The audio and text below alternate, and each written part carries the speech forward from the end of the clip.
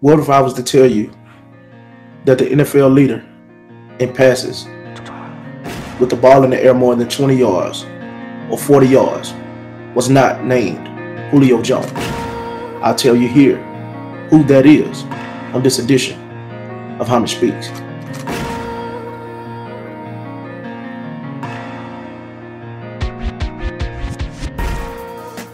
Welcome. You tuned into another edition of Homage Speaks. Well, when homage is due, homage is paid. And let's dive right into it, people. I had an interesting Facebook debate about Mr. Julio Jones and one AJ Green. We got to pay some homage around here.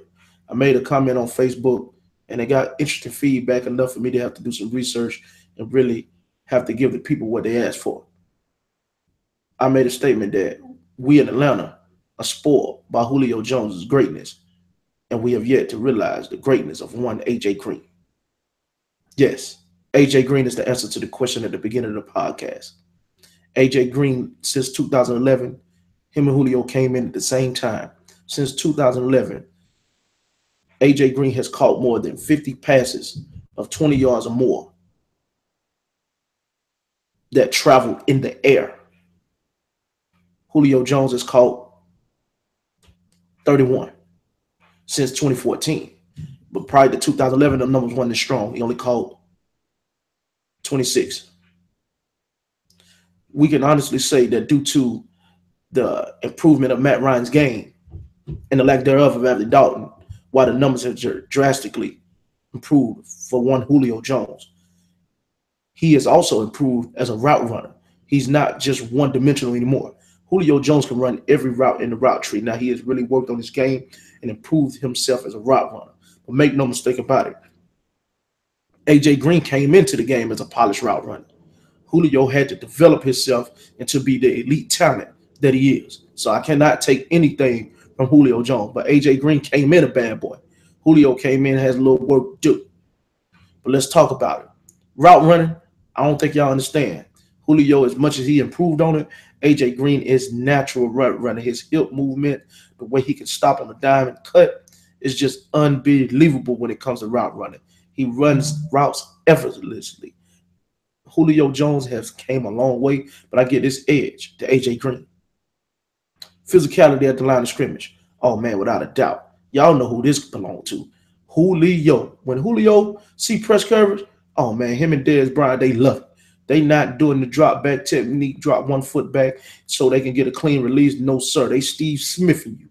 I'm in your chest. I'm in your face. We going to fight, and I'm going to get where I want to get to when I want to get there. AJ Green, he's a little bit more tactical with his approach, more so route running, smooth route running, similar to Brandon Marshall's release and takeoff.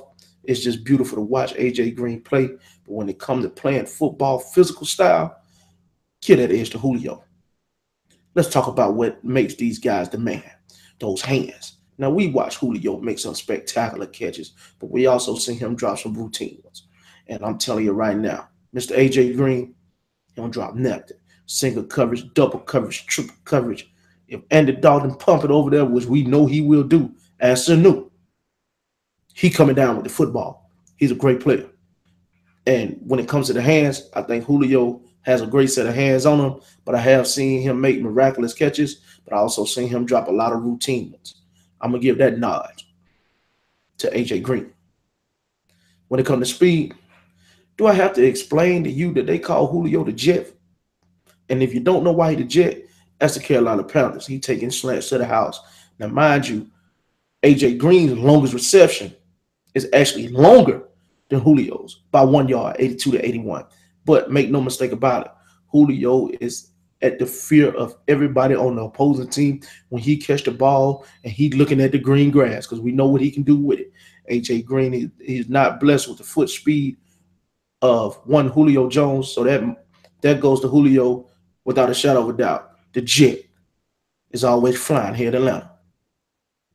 Now let's talk about money time, showtime, one hand, two hand, double catches, double team, whatever you want, how you want it.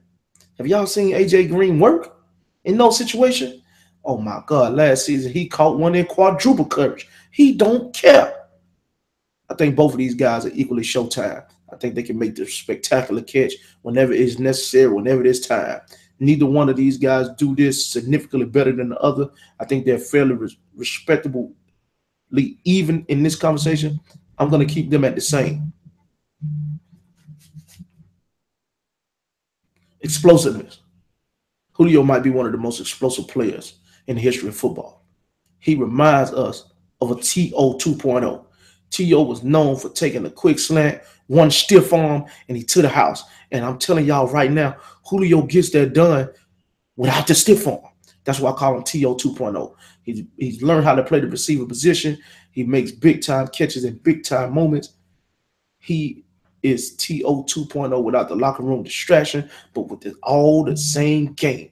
Julio Jones is a beautiful wide receiver to watch, and when he get his hands on the football, look out, because he can be six on a bubble screen or a quick slant or a bomb.